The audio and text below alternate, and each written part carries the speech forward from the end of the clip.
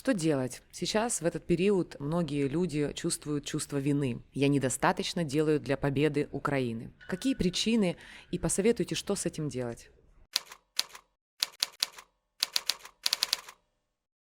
На самом деле это такая разновидность вины выжившего. Я думаю, уже все о ней слышали. Это тоже такое одно из типичных состояний для военной психологии – вина выжившего. И какая есть ловушка интересная в этом? Нам кажется, внутри, да, что если я буду винить себя, каяться, самобичевать и так далее, я как будто бы делаю что-то хорошее для страны, да, я как будто бы этим, помогаю. Это такое иррационально, понятно, да, состояние. Но на самом деле ровно наоборот. Гнев, ярость, вина, жалость и так далее – это чувства, которые подпитывают войну на уровне психологии. Поэтому, когда вы вините себя, вы добавляете капельки в энергетическую мощь войны в сознании народа.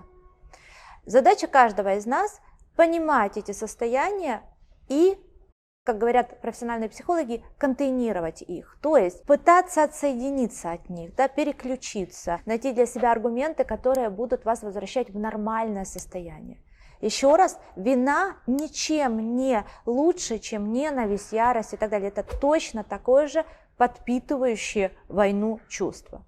И если вы сможете справиться со своей войной, это ваш вклад в победу. А если будете утопать в самообвинении, самобичевании и так далее, это противоположное действие.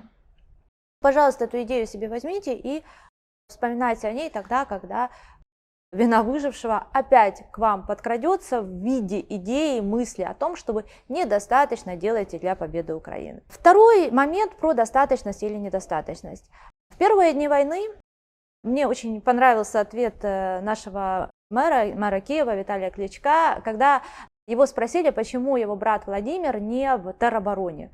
На что Виталий Кличко ответил следующим образом. Вы знаете, если Владимир возьмет автомат и пойдет в тероборону, это примерно так, как забивать гвозди айфоном.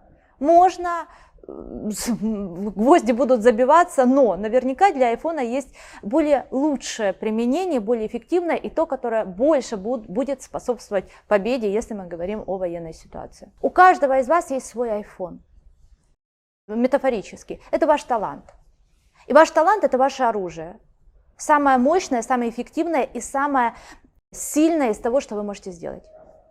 Поэтому подумайте, в чем ваш талант, и начинайте его развивать. Возможно, у вас талант предпринимательства. Вы создаете рабочие места, вы платите зарплаты. Например, мы в компании Европейская школа психологии буквально с первых дней войны продолжили работать. И я считаю, что это наш вклад в победу. Потому что мы зарабатываем деньги, мы платим налоги, мы платим зарплаты сотрудникам. И тем самым мы поддерживаем экономику, мы поддерживаем семьи, мы поддерживаем наших клиентов, для которых обучение стало тоже способом собрать свое сознание, стабилизироваться, вернуться к привычному ритму. И таких компаний очень много в Украине. И для меня каждая такая компания – это компания-герой. Потому что очень легко спасать весь мир. Вы спасите себя и 10 своих сотрудников. Это более сложная задача, как правило. Возможно, ваш талант – это рисовать, не знаю, писать стихи, заботиться о детях и так далее.